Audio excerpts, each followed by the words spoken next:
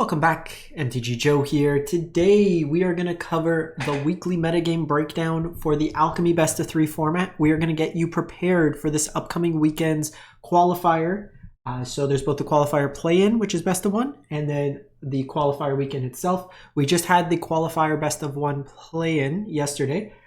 So my Izzet list that posted in my Discord for folks ahead of time, I got 6 wins, qualified with that. I had a number of people post that they also got the qualifier chip with it. So we're going to try to figure out a version of that for best of 3. But we're also going to take a look at some other deck lists. We're going to try to do some testing throughout the week, share some lists. So this one's a little bit earlier. I will do another one midweek. There's not a lot of data for Alchemy Best of 3. In the last week from Platinum to Mythic rank, there's under 5,000 games played. Folks can have their feelings of Alchemy. We're doing this because the qualifier weekend is this format. So if you want to play the competitive event, that's what this format is. But normally what we would do is we'd look at popularity of the deck, kind of what the distribution is. For those new to the format, you're pretty much going to be looking at kind of various Izzet decks, like Quarry Steel decks, versus black-white kind of enchantment mid-range decks, versus maybe a Fringe Flyer deck, versus some sort of Grixis pile. We're using, it's called the Chorus Package. It's basically instants and sorceries that benefit off each other being cast and give you cascading effects. There's some kind of dragon decks, but generally more control-oriented dragon decks than just like Teamer Roar style effects. But we'll look into it and kind of post these lists. The deck lists will be in the video description along with Untapped if you want to use it. But let's jump into it. We have, like I said, Platinum to Mythic rank, 4,700 games. If we move this filter to Diamond, there's less than 2,000. So it is a little narrow right now, hoping leading up into the week more people are playing the format, so we get a little bit better feel. But highest win rate deck is Orzhov. Some of these are small samples, but a lot of folks are playing various Orzhov piles, and it's doing pretty well for them.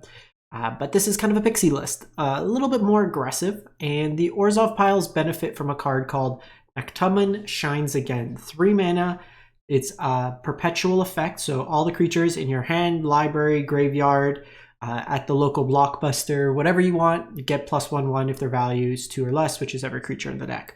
It then pulls from your library one of the creatures, puts it into play. This will then, with the effects like Nurturing Pixie, Sun Pearl Kirin, or Dedicated Dollmaker, allow you to either pick this up or blink it. And then the core of the deck is you're trying to stack this over and over and over again to make your little like dorky creatures into formidable threats. It also gives you the ability to give your creatures flying on the 3rd chapter. You have the package of like Momentum Breaker, Hopeless Nightmare, that kind of stacks, and then Overlord of the Baelmerk mills you over. Lets you pick up creatures. It also has a line with Dedicated Dollmaker to blink it, like you do in Modern with Felia. You have Sheltered by Ghost as removal. Sometimes this is Nowhere to Run. You could have more Optimistic Scavengers. There's a lot of kind of tweaks in terms of variants of how this might come together. And then Mischievous Lookout as a way to let you recast non-aura permanents from your graveyard, and then it lets them become creatures. So you then, if this goes to your graveyard, you can reanimate it. You can make 2/1 Hopeless Nightmares because Hopeless Nightmare wasn't annoying enough, and then kind of beat them down that way there. Your sideboard, nothing too extravagant. There is another land that you could potentially play, Desert Cenote. It lets you come into play untapped if you're on the draw. You choose 2 cards in your hand, and it becomes a dual land based on those colors. So it's another potential dual. Sideboard, you have Hand Hate. Exercise is strong against any random enchantments and the mirrors. There's the Quarry Steel deck, stuff of that nature, big creatures. Nowhere to Run for just more removal. Pest Control, good against the Quarry Steel decks, tokens, stuff of that nature. Sheltered for the red-based mirrors, which is Vanity's cheap removal. Enduring Innocence does have a limited range in terms of how good it is because your creatures are going to be growing at a scale. So that's one thing to consider there. We have Leyline of the Void as Graveyard Hate, and then Teysa is a card that it's almost like Obsidian Ghost Council. So it comes into play, has starting intensity, and it enters, you create a 1/1 Black Spirit, and then it intensifies by 1. Your spirits get +X, where X is its intensity, and at the beginning of your end step, you can exile Teysa. If you do, you bring it back under your control. So it kind of blinks every turn step. Obsidian used to gain and drain, so it's a similar kind of concept to that. Moving on, we have Azorius Birds, 81%. So this deck here, another deck that's leveraging Nektumen. There is your 3-tree battalion, which is kind of a collected company, but instead of taking 2 creatures, you take 1 creature and then it offsprings a second copy. There again, a couple of variations on how you can build this. This one's on Cottontail Caretaker, makes a white card in your hand get offspring, so it just adds that line of text. You have cheap counters in Dazzling Gleam. Sometimes you can play Spell Pierce. Another card that, so this one's actually 2 mana. It's a 2 mana 2/2, and it's a Thoughtseize-esque variant. So while it doesn't take the card out of their hand, it staples on a line of text. When your opponent casts that spell, you gain 3 life and draw a card. So it's a nice tax effect. The big line with this deck that can output huge amounts of power is Awestruck Signet has a starting intensity. Whenever a creature with flying enters, you up its intensity. Once it's at 3, it becomes a 5/4 flying vigilance, which is very strong. If you copy it with Mockingbird, you get basically 2 triggers of that. So it's very strong in that regard. If you go Signet into either double Mockingbird on 2 or Signet into Signet Mockingbird, you have 3 5/4s on turn 2, which is very, very strong. Haven Interrupter is kind of a counterspell-esque effect that can also stop the heist decks, anything playing stuff out of exile. Mana or sideboard Shelter just for the aggressive decks. That's kind of your removal. Rest in Peace for graveyard decks. Get Lost, Catch-all removal. Just more cheap counters. And then Crystal Barricade against the heist deck. Anything. So you have hexproof, so it protects against heist because all those effects are targeted. Any sort of red-based damage-based removal also fairly strong in that regard there. We then have Izzet Otters. So there's a few different versions of how this is. This is closer to my version. So there's I'm a big proponent of no chorus in the Otters deck. I think chorus is too slow. I will say right off the bat, this mana base, you need 4 Spire, Bluff Canals, 4 River, Pyre, Verge. I also like the Crossroads as a 2 to 3 of in the mana base. So I would suggest that. But this version here, you're using Swiftspear's Teaching. This card is absolutely absurd. 1 mana, draw card, whatever. But you get a one-time emblem that the next creature you cast comes into play. It gains Prowess and Haste. Prowess does stack. So with Dragecatcher, this card becomes insane. It's a 2 mana, double Prowess, Vigilance. Any spell basically turns on, it deals 3 damage. You get the incubation. It just deals huge amounts of damage. Slickshot Show Off. Suddenly any spell gives it +4 power. Or +3 power. So you could just have huge swings. Like I had a lot of games where it's just 15 to 20 power out of nowhere. The other card, Illuminating Lash. Think of Sorcery Speed Lightning Strike, but it draws you a card the next time you cast a non-creature spell, which is crazy. Obviously, Quarry Steel deck, the Tome of Gadwick. It's an equipment that so it gives +1 in ward. It slows them down a bit in terms of attacking. But it basically, when you attack, it randomly puts in a cantrip. You Brainstorm, Serum Visions, Quicken. So it's just more gas for the deck. Hearth Elemental's another. This is my stock up in the deck. You discard your hand, draw 2 cards, and then it costs as little as 1 mana to cast. So this plays really nicely with the Swiftspears as a late game play. Just a 4/5 haste prowess out of nowhere for 1 mana is very strong. I love this deck. It's so much fun. So the sideboard, I haven't worked out mine yet. One card that I really want to try out, or actually 2. So Case of the Crimson Pulse as well as Ral. I think post-board, things like High Noon can mess you up. Authority of the Console slows you down a bit. It's not game-breaking. But High Noon's a bit of a problem. And you really only have Into the Flood mod to deal with it. There is no temporary lockdown in this format, thankfully, but it is a card that I'm a little worried about. Dreadmar's Ire is, I think, the tech for these mirrors. It's a proactive effect, gives you a boost in terms of power, and when that creature deals damage, you destroy an artifact they control, which is the Quarry Steel. So I think that could have some place. I don't know if I necessarily want 4, but that would be something I would try out. Pyroclasm for the Mice deck. Anything that's looking to go super wide, I think, is reasonable. You have some Graveyard Hate, some cheap Disruption, Shove Aside, just Bold for creatures or planeswalkers, and then a Braid flexible card as well. So I'm going to work on my list. I will share it as I kind of move along. It'll be up on my Untapped as well. But I think we're going to start with something like this. But like I said, I want Case of the Crimson Pulse. I want Ral, and I also want Torpor Orb. Torpor Orb's really good against the black-white deck because it shuts off ETBs.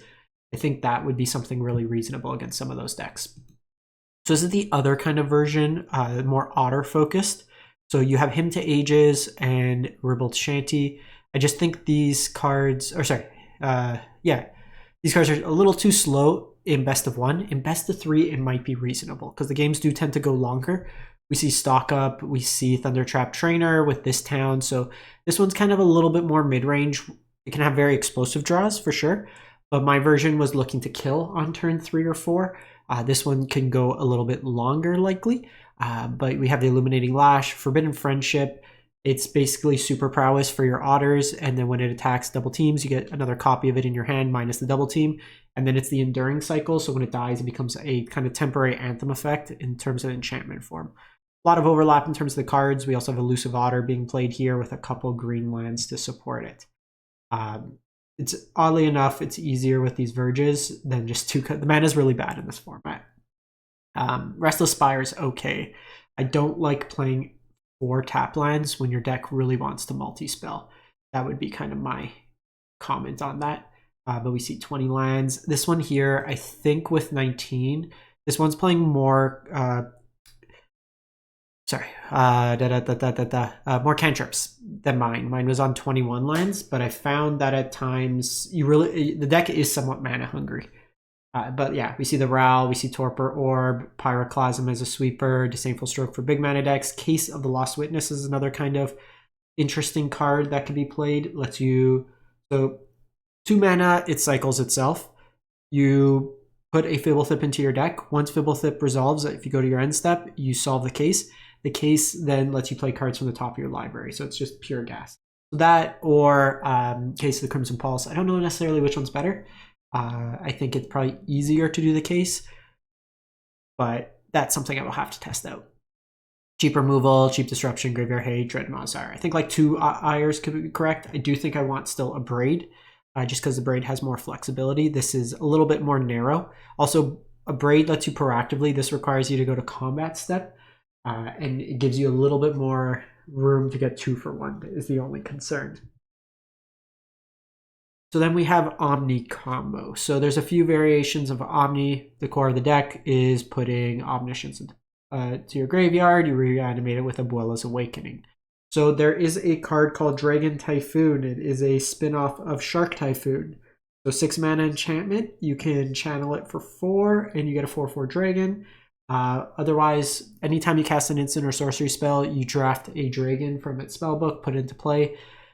Very strong. There's a dragon in there that whenever you cast an instant or sorcery, you put a counter on it and it deals damage equal to its power to target player. So you basically just burn them out that way there.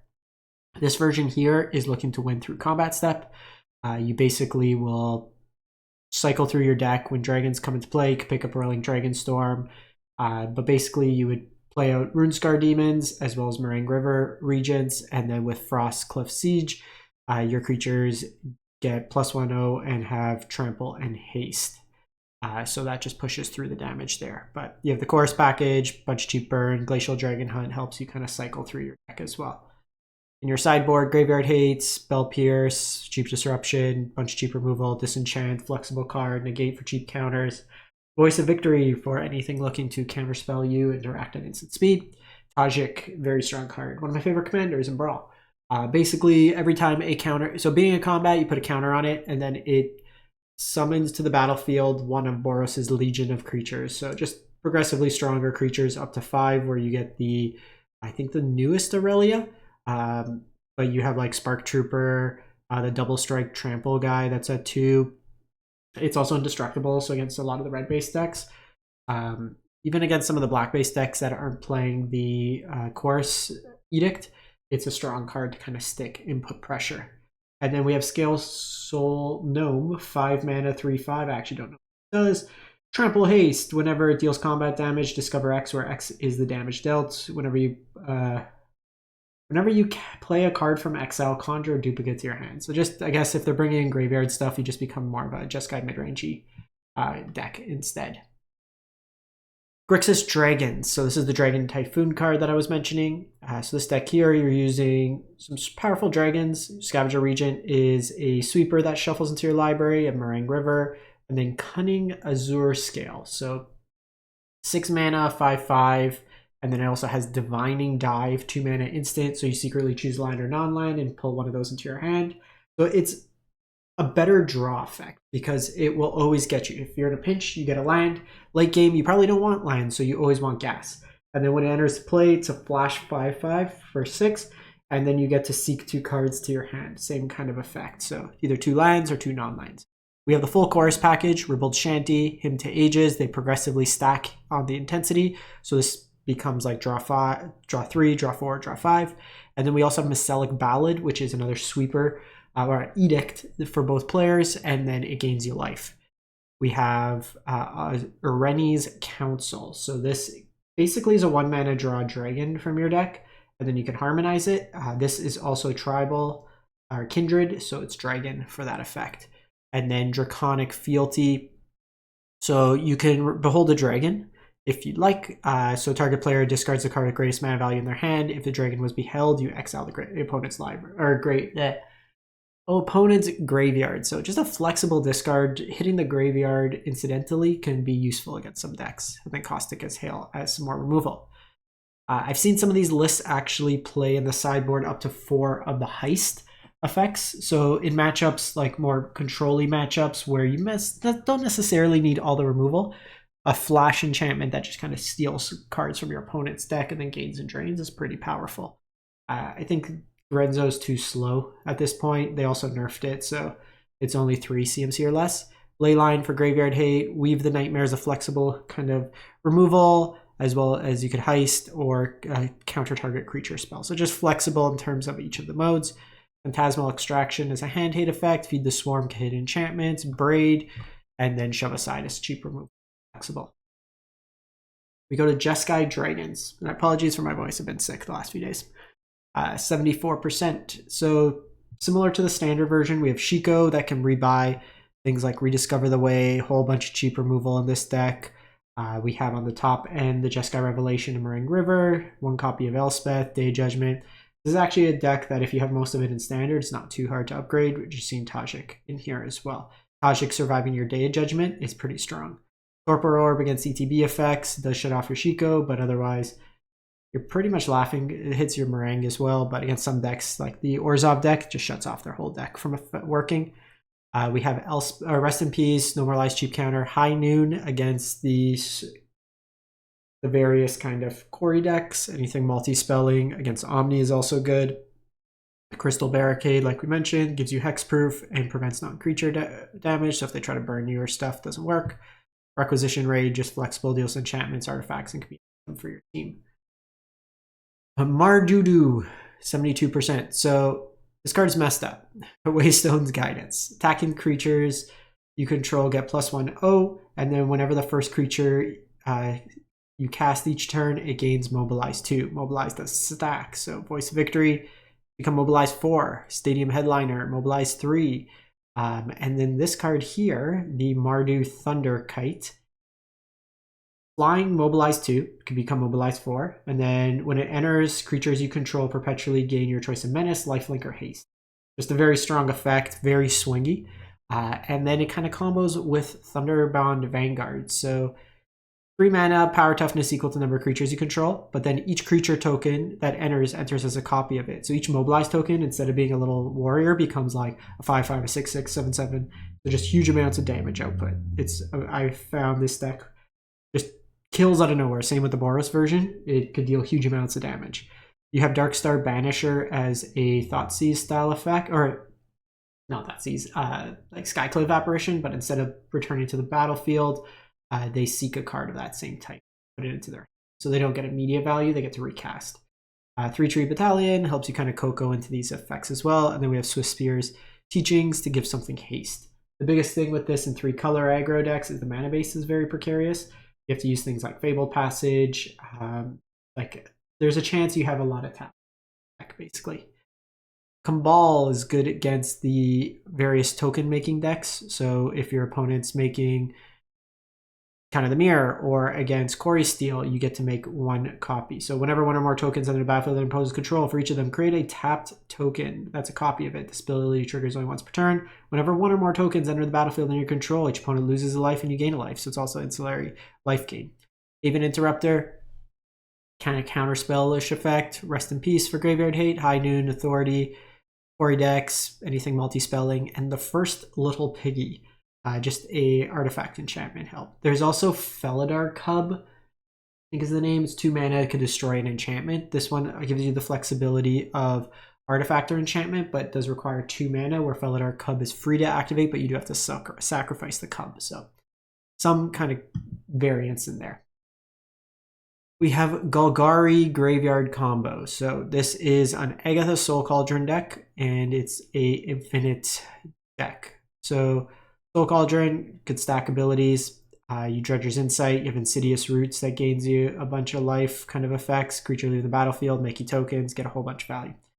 Card that does it is Chitinous Crawler.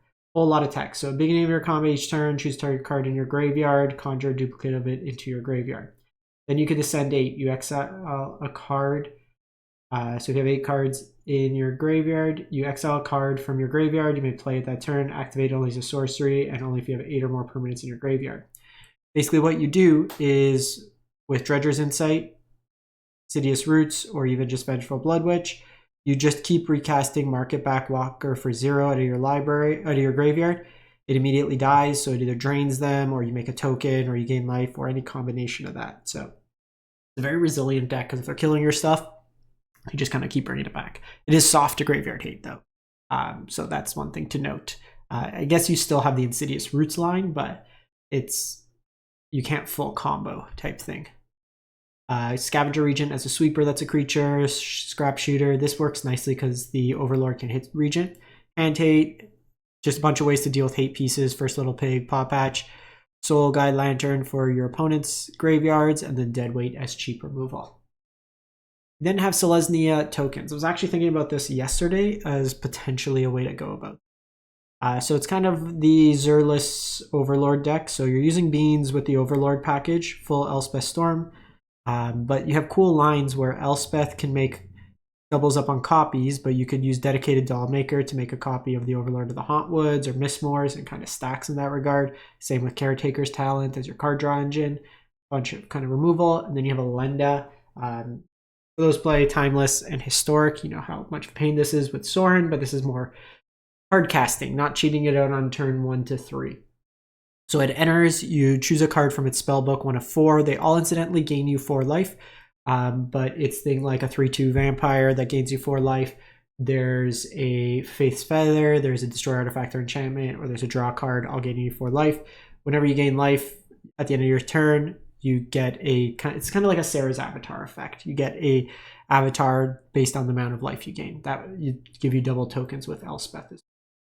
So this is something interesting I want to give a shot as well, because I think it has the ability to kind of outgrind some of the Grixis piles, go over the top, and then it could have the tools against some of the aggressive decks. You have High Noon. I would probably be playing Authority of the Consuls as well for incidental life gain, but also Smite in here, Disenchant, Vivian for kind of the grindier matchups, just kind of shooting down artifacts, enchantments, flyers for some value. But this was something I wanted to try as well. Very different gameplay than the Quarry deck.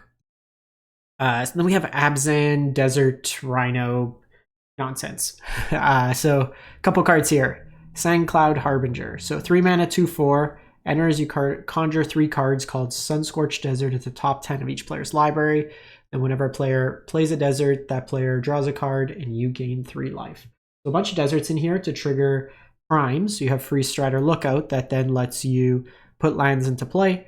You have Outcaster Greenblade that lets you search for deserts, put them into play. It's a scalable creature. Ramp on the top end, you have Call of the Crash, 6 mana. You put 2 Siege Rhinos into play. And then you have kind of removal and Desert Stew that scales based on the number of deserts. Hand Hate, Heritage Reclamation main deals with artifact, enchantment, or graveyard. So just a flexible card. Graveyard Hate, just a bunch of ways to kind of target the combination of both Free Strider Lookup for crime, but ways to target like exile stuff with Ketramos. So Ghost Vacuum Ketramos is card draw as well. kind of mixed in. You have Porcine Portent, 3 mana, exile target creature, you gain a life for each boar you control. Then it's an enchantment that you summon one of the 3 little piggies into play. Cease Desist still is in the format, destroy all artifacts or enchantments. This is actually something you may want in the Selesnya deck as well. It does hit your stuff, but depending on where you're at in the game, it could be reasonable against some decks. You have Deadly Cover-Up as sweeper, so bigger stuff, smaller stuff, Strategic Betrayal, just removal that exiles graveyard, sheltered against the aggressive decks, Pest Control for low to the ground, and then the High Noon Authority package. And then 2 decks, not enough for win rates, but I've seen these kind of float around in some variety, either on the ladder or people playing. So this is a Boros deck. Your mileage may vary, so just sharing the list for ideas. You have Overcooked, so players can't gain life at the beginning of your end step. You create a food token. If 2 permanents entered, you conjure a card called Food Fight into play. And then Food Fight is basically sacrifice an artifact, 2 mana, and deals 1 plus the number of food fights to any target. So that's kind of your win condition. You just throw food at your opponent. So it's kind of an artifact-esque shell built around United Battlefront that helps you pull into play stuff. You can get Perilous Snare as removal, Legion Excruder as more removal that can then sacrifice food or stuff for value, gives you more artifacts. Hangerback Assembler comes into play, 2 mana, start your engines, conjures a Hangerback Walker onto the battlefield, and then if you have max speed, it puts a 1/1 counter on each creature, artifact, creature, or vehicle you control. Then a bunch of cheap artifacts. Candy Trail, Duskro's Reliquary, Nesting Bot, Novice Inspector kind of makes 2 that triggers the Overcooked as well. Sideboard, you have kind of Pseudo Counter and Aven Interrupter, Voice against kind of the instant speed decks, Crystal Barricade like we've mentioned, Graveyard Hate, Artifact Enchantment Hate, Graveyard Hate, and Authority of the consoles for the aggressive decks. And then lastly was another idea that kind of 2 ways. I saw a mono red mouse Quarry Steel deck, which seemed fairly reasonable. And then I also want to experiment with this card here in the mono red shell that we're seeing. Stoneforged Armor, 3 mana. It's basically pay 3 life you equipped, so it can auto-equipped. You do have obviously the life that plays, but whenever a creature attacks, you summon Ball Lightning into play. Just a trample 6/1 haste that gets sacked. But this was like, this deck is pretty aggressive to begin with, and if you could just push out like a random, surprise 6 damage with things like Screaming Nemesis where they don't want to block, the double strike makes it harder. So that was kind of a cool idea. It's otherwise the mono red mouse package. So another deck that's pretty easy to kind of port over if you have it from standard. Again, I don't know how effective this is, but this was an idea that I thought was pretty cool. Dreadmaw Zyre for the artifact stuff like we've mentioned, Graveyard Hate, Shove Aside, Torch. Sunspine Links mana bases can be a little bit greedier in this format, so this is another way to kind of hit them there. Pyroclasm for sweepers for the aggressive decks. That's it. Let me know what you've been playing. I will try to do a couple streams or share some deck lists as we go along, but good luck to those competing, and we'll catch you next time. Thanks for watching.